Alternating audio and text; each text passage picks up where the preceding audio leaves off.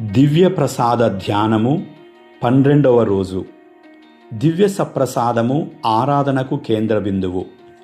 ప్రియులారా, మత్తయి సువార్త 4వ అధ్యాయం 10వ వచనం, సైతాను పొమ్ము, ప్రభువైన నీ దేవుని ఆరాధింపుము, ఆయనను మాత్రమే నీవు సేవింపుము అని వ్రాయబడి ఉన్నది అని యేసు అన్నారు. హెబ్రీలకు రాయబడిన లేఖ 13వ అధ్యాయం 8వ వచనములో, నిన్నను నేడును ఎల్లప్పుడును యేసుక్రీస్తు ఒకే రీతిగా ఉండును అని ధ్యానిస్తున్నాము. ప్రియులారా, దివ్య ప్రసాదం కేవలం స్వీకరించడానికి మాత్రమే కాదు, ఆరాధించడానికి కూడా ఇవ్వబడిన గొప్ప రహస్యం. దివ్య ప్రసాద రూపములో యేసు నిజముగా సన్నిధి అయి ఉన్నందున ఆయన ముందు మనం ప్రేమతో, భక్తితో, వినయముతో మోకరిల్లి ఆరాధించాలి.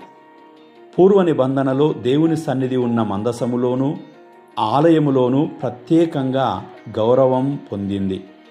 కానీ క్రొత్త నిబంధనలో యేసు మన మధ్య శాశ్వతముగా ఉండడానికి దివ్య ప్రసాద రూపములో తనను తాను ఇచ్చుకున్నాడు.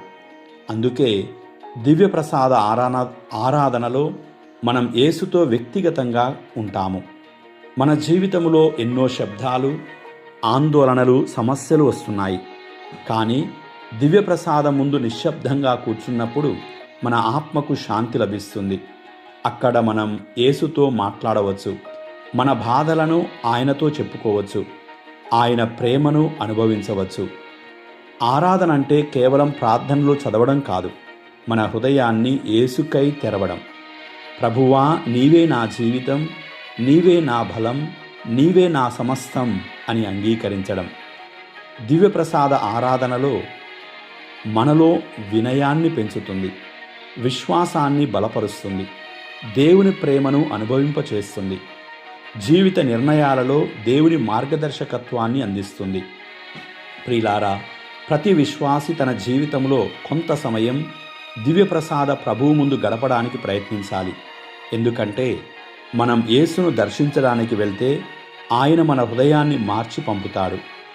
కథోలిక శ్రీసభ అధికారిక బోధనలో దివ్య ప్రసాద ఆరాధన గురించి గొప్పగా బోధించింది. మనం దివ్య ప్రసాదములో నిజముగా కొలువైయున్న క్రీస్తును ఆరాధిస్తున్నాం.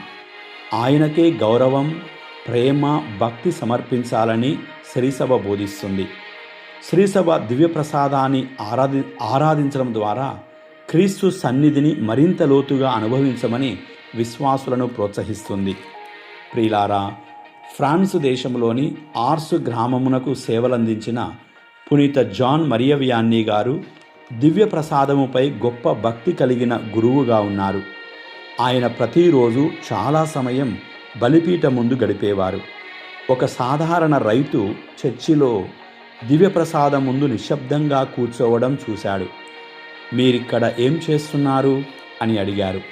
ఆ వ్యక్తి ఇలా సమాధానమిచ్చాడు, నేను ఆయనను చూస్తున్నాను, ఆయన నన్ను చూస్తున్నాడు.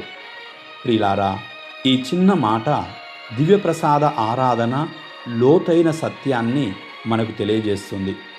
యేసు మనలను ప్రేమతో చూస్తున్నాడు, మనం కూడా ప్రేమతో ఆయన్ను చూడాలి. క్రీస్తునందు ప్రియులారా, మనసు బాగోలేదని ఎక్కడికో వెళ్ళిపోతాం.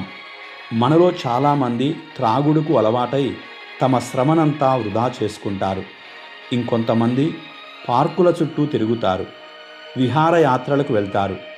కానీ క్రైస్తవ విశ్వాసులు మనశ్శాంతిని పొందడానికి, దేవుని చిత్తాన్ని తెలుసుకోవడానికి, పాపపు అలవాట్లను విడిచిపెట్టి ప్రతిరోజు దేవుని సన్నిధిలో 1 గంట సేపైనా గడపడం నేర్చుకోవాలి. ప్రభు సన్నిధి నుండి మనకు లభించే ఆత్మీయ శక్తి ఈ లోకంలో మరెక్కడా మనకు లభించదు. ప్రభువే మనకు తోడై ఉండగా జీవిత సమస్యలు మనల్ని ఎలా బాధిస్తాయి? నిరాశకు లోను కాకుండా ప్రతిరోజు దివ్య ప్రసాదము ముందు ప్రభు స్వరం వినడానికి ప్రయత్నించుదాం. మన హృదయములోని విజ్ఞాపనలు ప్రభు తప్పకుండా ఆలకిస్తాడు. మనకు ఎప్పుడూ ఆయన తోడై ఉంటారు. ప్రార్థించుదాం. దివ్య సప్రసాద ప్రభువైన ఓ యేసయ్యా, నీ పవిత్ర సన్నిధిలో నిన్ను ఆరాధించే కృపను నాకు ప్రసాదించండి. నా కలతలను నీ పాదాల వద్ద ఉంచుచున్నాను. నీ శాంతిని పొందే హృదయాన్ని నాకివ్వండి.